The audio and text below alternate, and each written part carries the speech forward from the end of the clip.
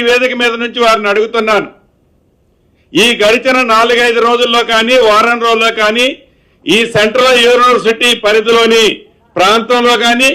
ఈ 400 ఎకరాల్లో కానీ ఏవైతే ఎనిమల్స్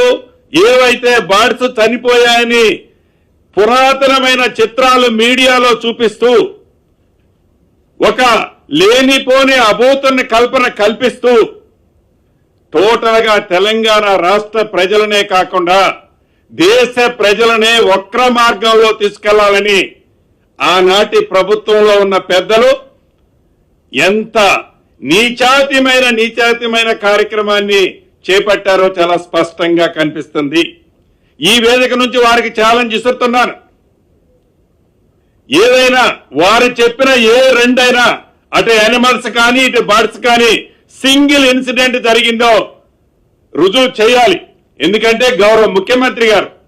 గౌరవ డిప్యూటీ సీఎం గారు, గౌరవ మంత్రులు అందరూ దీని మీద స్పెషల్ కమిటీ వేసి గడిచిన 3 రోజుల్లో వాళ్ళు ఏదైతే సోషల్ మీడియాలో చిత్ర విచిత్రాలు నడుపుతున్నారో కావాలని ఉద్దేశపూర్వకంగా తెలంగాణ పేదోడికి సంబంధించిన సొమ్ము ఈ 400 ఎకరాలు కొట్టేయటం ఆనాడు సాధ్యపడక ఈ ఇందిరమ్మ ప్రభుత్వంలో గౌరవ ముఖ్యమంత్రి రేవంత్ రెడ్డి గారు ఈ విజయాన్ని ఆనరబుల్ సుప్రీంకోర్టులో గెలిచి తీసుకొచ్చిన దాన్ని జీర్ణించుకోలేక